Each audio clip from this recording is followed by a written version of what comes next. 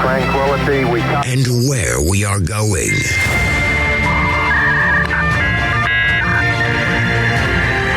You've got mail. So join us as we take history off the page.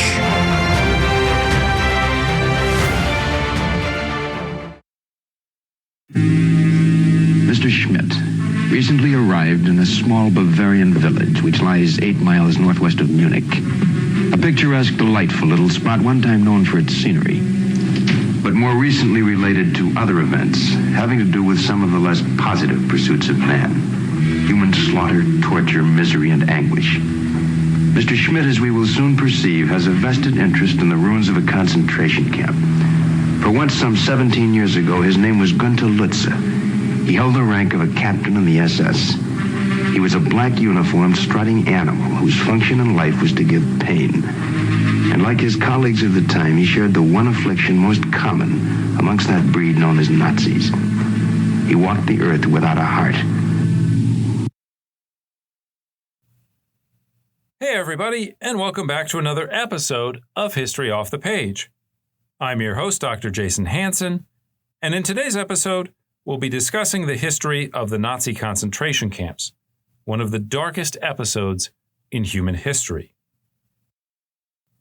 Now, we don't just speak about the concentration camps because they were places of great suffering or places where lots and lots of people died. We, of course, have many such spaces in history, many different geographical contexts and times. So the idea that there's mass suffering going on, that's not really one of the reasons why we focus so much or that we remember the concentration camps.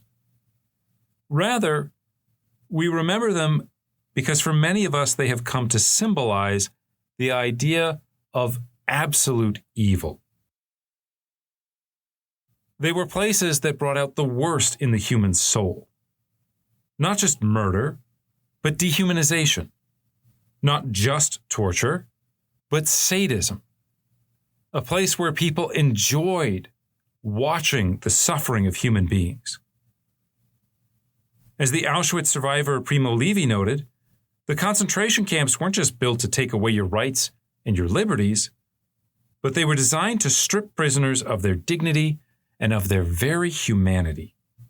They brought out the most inhuman qualities of human beings. So in a way, we remember them because they represent the antithesis of our entire moral world. Now, we see a number of the themes that I just mentioned in the short clip I played for you at the start of this episode. These were taken from a 1961 episode of The Twilight Zone called Death's Head Revisited. And the plot basically centers around this former SS captain named Lutze, who decides to come back to Germany after the war, and he kind of wants to relive his glory days. And so what better way to do this than to come back to Dachau and to walk in the ruins of the concentration camp. And at this point, Dachau was not actually a memorial, a museum yet. It was literally ruins. It had just been used as a displaced persons camp. And so the idea of kind of walking out and walking into history, it isn't so unreasonable. At any rate, if you've never seen The Twilight Zone, one of the things that it's famous for is these kind of plot twists. And so as Herr Lutze goes and is wandering among the ruins and reliving his glory days, he encounters a bunch of former prisoners. And this makes him feel even better. Until at the end of the episode, he kind of goes, wait a minute, didn't I kill you? Didn't I hang you? How can you be here? Well, it turns out that the prisoners are the ghosts of the people that he tortured and murdered. And in the end, they actually put him on trial, and they sentence him to death, and they hang him in the courtyard of Dachau. But again, this is the Twilight Zone, so there's always a twist. Sometimes there's multiple twists. And in this version of it, it actually happens that Lutze is not back at Dachau. He is actually in a psychiatric institution where he is kind of reliving the memory of being at Dachau, and he is experiencing a human consciousness again, that is going back and kind of questioning the things that he did in Dachau. So I play this for you because in many ways it symbolizes the way that we tend to think about the concentration camps. Again, it's not just that we remember them because there was mass suffering, because there was mass death, because they were really awful places, but again, because they represent this kind of antithesis of our moral universe. So concentration camps are pretty horrible places. But in our own sort of Twilight Zone-like twist, that's not the scary part. As I said, history is full of places of suffering. If you're someone that kind of likes visiting this, not in a Captain Lutze sort of sense where you want to go back and experience sadism, but if you're someone who is moved by these sites of human suffering, there's a website out there called Dark Tourism, and you can go and they've got literally hundreds and maybe even thousands of places all around the world that you can go and you can see where suffering happened. So the fact that the Nazis created concentration camps in and of itself isn't the scary part. The scary part is that the Nazis didn't set out to try to create literal hells on earth. As bad as they were, as evil as they were, one could argue, if you want to use that kind of moral language, the origins, the sense, the story behind what happens in the concentration camps doesn't start with a desire to be sadistic. It doesn't start with a desire to be evil. Now, don't get me wrong. Again, the camps are not supposed to be pleasant places. This is a story of things gone wrong today, but it's not a story where, well, the Nazis really meant well and they just kind of screwed things up, right? There's a lot of problematic things going on just with the building of the concentration camps in the beginning. But as we'll see today, the camps were initially thought of as a short-term solution to a very real or a very practical problem encountered in trying to build a dictatorship. The short version is when the Nazis take over in January 30th, 1933, when they are trying to establish power or build a dictatorship in February and March of that year, arresting thousands and thousands of communists along with some other people, they need a place to put all these people that they've just arrested. And so, at least initially, the idea of the concentration camp comes from where are we going to put all these people until we can take over all the judicial systems, all the penal systems, all the police forces. And so the idea is that once we kind of regularize everything, once we establish complete and total control over German society, we'll use these kind of ad hoc internment camps. But once we've done all these things, once we've checked all our boxes, we can get rid of them. And in a way, this is actually the initial story of the camps. By the summer of 1936, most, though not all, of the people arrested in the early 1930s had been released. There are plenty of exceptions to this. There are people like the communist leader Ernst Thälmann. The Nazis are like, we can never let Thälmann go. He's obviously going to lead a revolution against us. He's just going to spend the rest of his life in a concentration camp until he's actually murdered. But by the summer of 1936, again, most of these people, probably 3 out of every 4 concentration camp inmate, has been released. Moreover, control of the camps had passed from the kind of boisterous, unruly, street-brawling SA to the much more disciplined, the much more elitist SS. Now, there's plenty of things we could say about the SS that are negative, that are criticisms, but the SS, because they think of themselves as being elites, the SS does not like the idea of just arbitrary violence. They use plenty of violence, don't get me wrong, but they have a sort of sense of organization that makes people feel like, okay, this is rational, this is organized, there are rules to things. And so again, the point is not that things are better under the SS. The point is that there's at least more of a sort of regulation of power and violence. Perhaps most importantly, the total number of prisoners in the concentration camp system by the end of 1936 is about 3,000 to 4,000 prisoners. So one can argue then that it looked like the concentration camp had sort of fulfilled its purpose. It was on the way out. The mechanisms of repression were going to be controlled by sort of normal institutions, normal jails, normal police, normal courts. So what happened? How did things go so wrong? How do we go from 4 concentration camps in 1936 to 44,000 camps by January of 1945? Think about that number for a second. 44,000 concentration and subcamps by the end of World War II. Just to kind of put that number into perspective, imagine if every state in the United States had close to 1,000 concentration camps. Can you imagine, in a state like Rhode Island, that's pretty small, or Delaware, where are you going to put 1,000 concentration camps? And of course, the United States is a lot bigger than Nazi Germany, especially Nazi Germany in 1945, when they've lost a lot of territory. How do we go from a prisoner population of about, again, 3,000 or 4,000 to what will end up becoming hundreds of thousands of prisoners? So again, the main question that we're addressing today is, how did concentration camps become places of absolute evil? How did concentration camps go from being a kind of ad hoc sort of, again, we're going to do this sort of temporary practical solution until we can replace this with more consistent and more intentional institutions, to being one of the defining features of Nazi German society? It is this journey towards hell, rather than just the existence of the camps, that is going to be the focus of today's episode. Now, before we get started on this, one short disclaimer. We are talking in today's episode about the concentration camps. We are talking about places like Dachau, like Buchenwald, Sachsenhausen, Mauthausen. We are not talking today about the so-called death camps.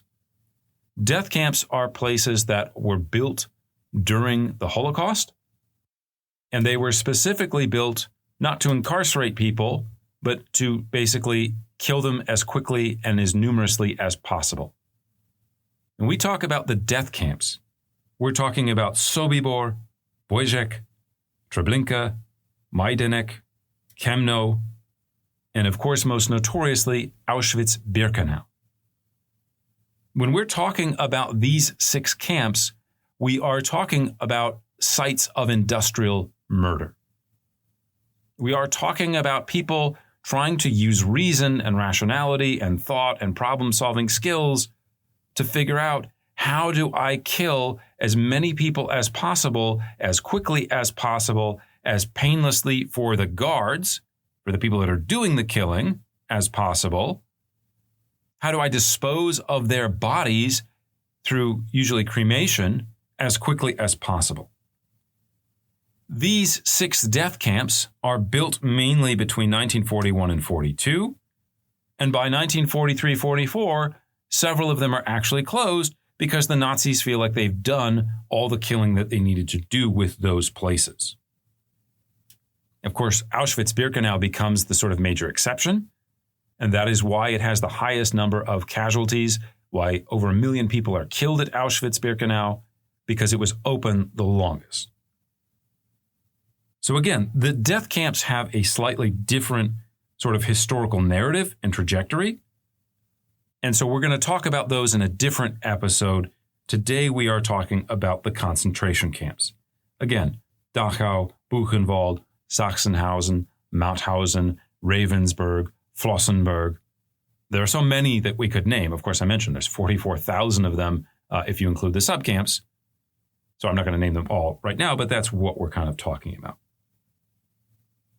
Finally, as a friendly reminder, this is a free preview of part of the larger episode, which is available to our Patreon-only subscribers. If you want access to the whole thing, head over to Patreon or visit my website, www.historyoffthepage.com. There you'll be able to access the episode by subscribing for as little as $2 a month.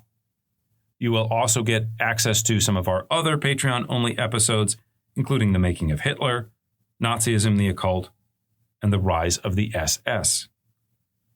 Most importantly, of course, you'll help support our podcast. We do have some expenses associated with producing the show. I don't have a staff, but I have to pay for the various tools that we use to produce the episodes, to host the episodes. So if you're already a Patreon subscriber, we really appreciate that. And if you haven't done it, why not try it? It's $2 a month. You can always cancel. Okay, let's jump ahead about 30 minutes or so in the episode. They will begin, as I said, to build new camps. One of the first of the new camps to open is a place called Sachsenhausen. This is opened on the outskirts of Berlin in July 1936. Some of you may have heard of Buchenwald. Buchenwald is built right outside of Weimar in 1937.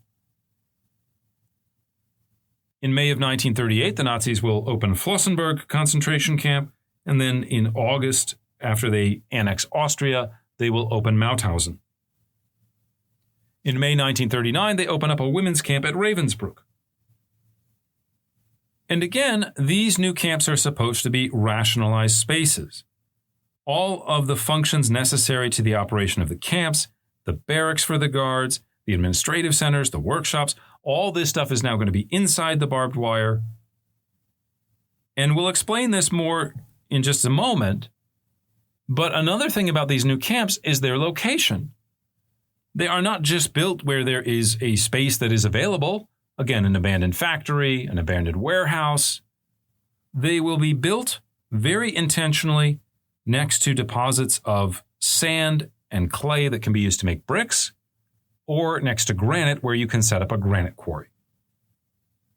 In other words, the new camps are not only thought of as sites of internment, but they will also increasingly become sites of labor, sites of economic production. They will become a key to how the Nazis envisioned the building of the Third Reich. And I'll go into more detail about this in just a second. Before we get there, I just want to pause and note again, from about 3,000 to 4,000 prisoners around the start of 1937, individual concentration camps would soon house 6,000 to 8,000 people. In the summer of 1938, for example, Sachsenhausen processed 6,000 inmates alone. So you have one camp interning twice as many people as the entire system had just a year or two earlier. Why does this happen? A big part of it, again, is this economic function. It is the idea that prison labor will be used to literally build Hitler's new 1,000-year Reich. After 1936, the real driver of investment in the camp system is because, again, it solves a key practical problem for Nazi authorities. Is he has this obsession with the built environment, with the architectural landscape of Germany. And he says, our Nazi revolution is not just going to be experienced with better jobs numbers or passing a couple laws here and there, but we are building, like the Romans, a 1,000-year empire, and the built environment should reflect that.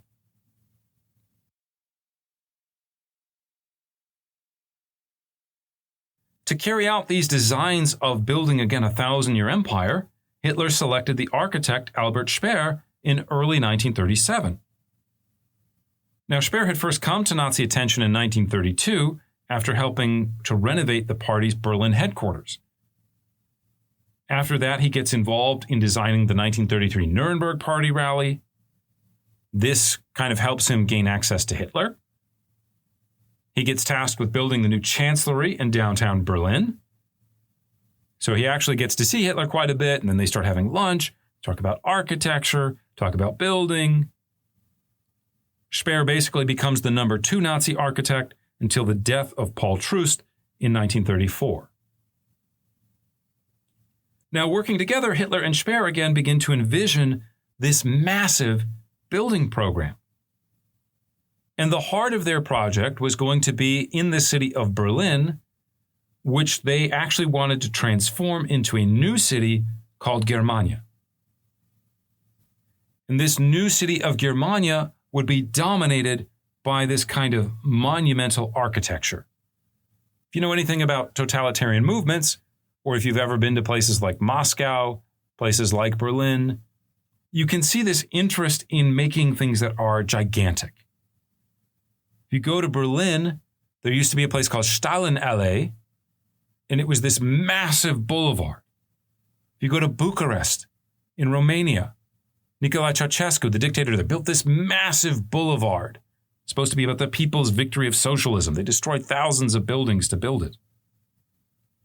So you're supposed to build these grand boulevards. You want these huge monuments. And the pièce de résistance to this new capital of Germania was supposed to be a 1,000-foot tall dome called the Volkshalle. This was going to be the backdrop for Hitler to give speeches in Berlin, and it was supposed to hold 180,000 people. Think about that for a second. 180,000 people. I mentioned Michigan a second ago. If you live in the United States, if you've ever had the chance to go to a college football game at a place like Michigan, a place like Knoxville, Tennessee, you have 100,000 people and they're chanting and stomping and the ground is literally shaking. Regardless of how you feel about those teams, it is an amazing experience. It is something to behold. The Nazis in the 1930s are trying to build something that is almost twice as big as any of the modern enormous stadiums in the United States. I mentioned that Speer was involved in this idea of building a new chancellery for Hitler. When it was done, the new chancellery was supposed to be twice the size of the Palace of Versailles. Hitler talked about building his own version of the Arc de Triomphe that was going to be so big that you could take the original Arc de Triomphe and stick it inside the inner archway. Now, so far, I've just talked about Berlin. The city of Nuremberg was also supposed to receive a heavy facelift. They wanted to build there, you thought 180,000 people stadium was big. They wanted to build there a stadium called the Deutsches Stadion, the German stadium, that would seat 400,000 people. Construction on this was actually started in 1937, but it was never finished. After World War II, basically the city used it to store vehicles for a while, and then they turned it into a landfill. Again, we're not going to go into detail about all of these building projects, but another idea they had, that they actually did build much of, was to go to the island of Rügen in the Baltic Sea, and they said, this is a beautiful place in the summertime, this is kind of a great place for a resort. We have this program that we'll talk about in another episode called Strength Through Joy, or Kraft durch Freude. And it was the idea that the government would subsidize luxury experiences, luxury travel experiences, and other kind of cultural things like concerts and listening to music, but the government would subsidize that for working class people. The idea being that you, as a member of the folk, you were also valued, you were also important, and the Nazis were going to show you the good life by making things that had previously only been accessible to rich people accessible to everyone.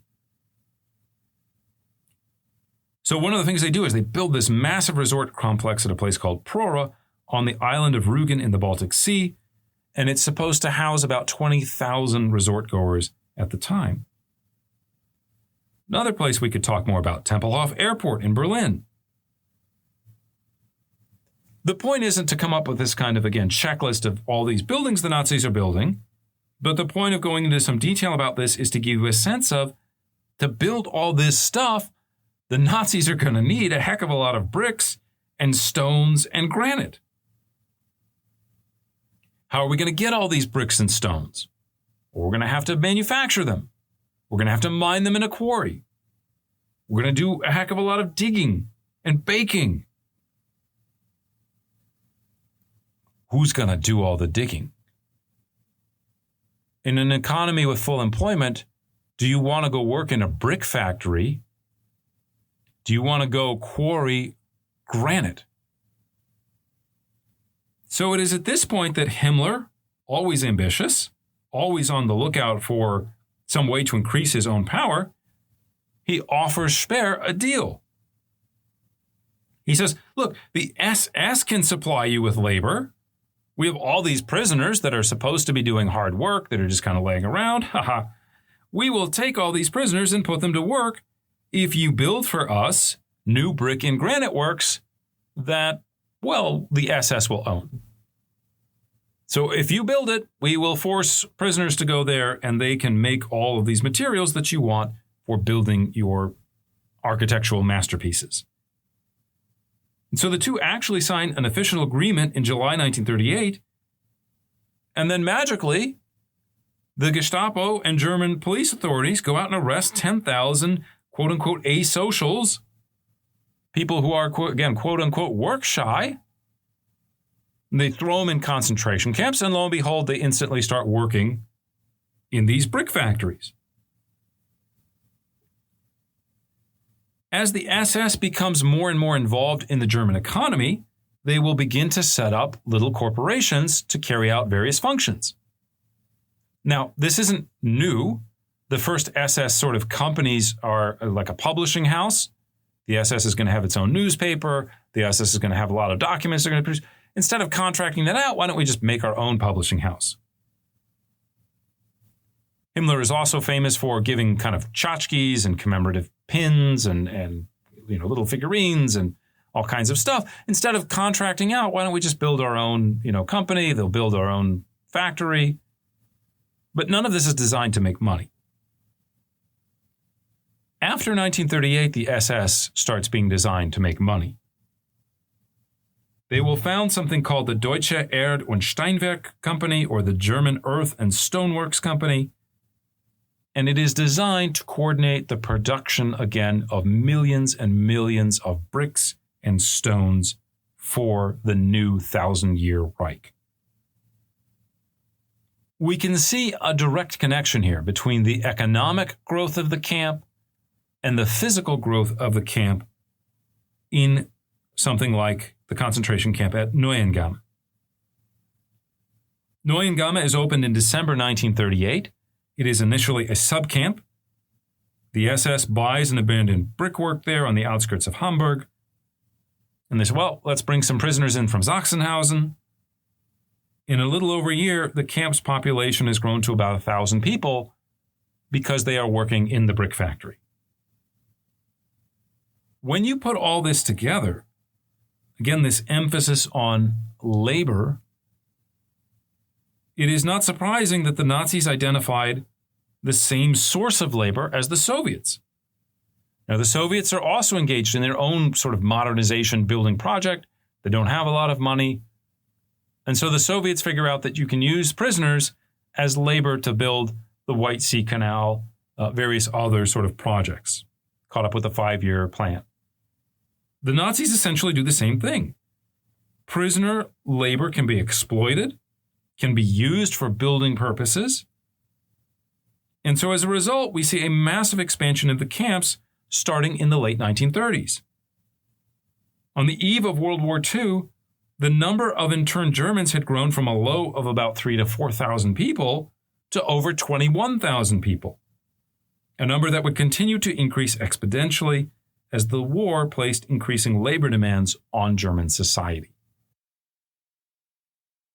Okay, this will end the free preview of our Patreon-only episode on the history of the concentration camps. If you'd like to hear the rest of it, which covers the connection between the camps and Nazi building plans, as I mentioned, if you want to know what life was like in the camps, if you want to hear about some of the SS medical experiments, if you want to hear about what World War II does to the camp system, you can access all of this by becoming a Patreon supporter for just $2 a month. If you're not familiar with Patreon, it's a website that helps support content creators like myself, and you can just Google Patreon and history off the page, and it'll take you right to the landing spot. The whole thing takes about 60 seconds to sign up. Alternatively, you can find a link to it at our website, www.historyofthepage.com. historyoffthepage.com. So I hope you'll give us a chance. Like I said, it's less than the price of a cup of coffee these days. So go ahead, check it out. If you don't like it, if you don't think it's worth it, you can always cancel. Anyway, that's going to be it for now. Thanks for listening, and we hope you join us next time as we take history off the page.